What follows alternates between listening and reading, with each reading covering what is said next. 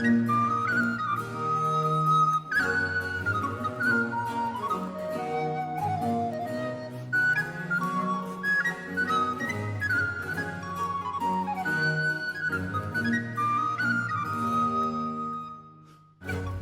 I'm absolutely hypnotised by this period of art. It's when England is still really cut off from the continent after the Reformation and Henry VIII. We became a really isolated island, and portraiture becomes something almost exotic. I mean, the nearest thing I think of are something like Mogul miniatures or something like that, or Byzantine icons.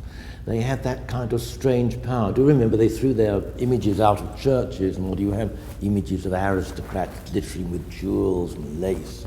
And of course it's a mirror of a magnificent court and the mirror of the age of Shakespeare. Well, they're wearing incredible embroidery. I think some of the embroidery is absolutely remarkable. Once or twice we have actually surviving garments from the period. Also the very fashionable kind of robes sort of tied up here, swagged around them, and they were called Hibernian mantles, Irish mantles, which were the height of fashion. Lace, of course. There's not a lot of jewellery in them, but there's a very subtle use of dramatic colour, and ruffs and lace, often dyed yellow.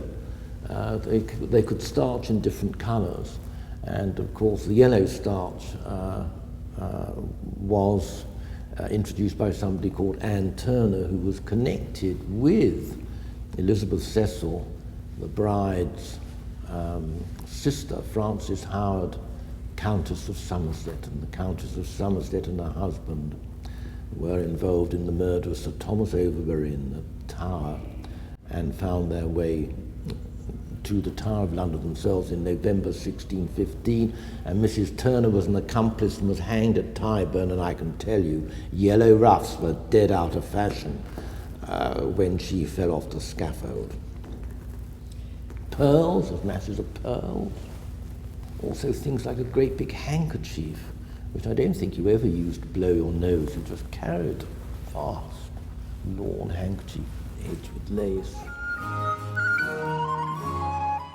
Well, Isabella Rich is a really splendid instance of something that one finds in Elizabethan love poetry and sonnets to ladies, and that is, you can see the blue veins on her breasts. They're pointed out, and that was regarded, I don't think nowadays you would say to your girlfriend or partner, so wonderful, those blue veins on your breast. I don't think that would go down a heap, but there we are, that was what they liked.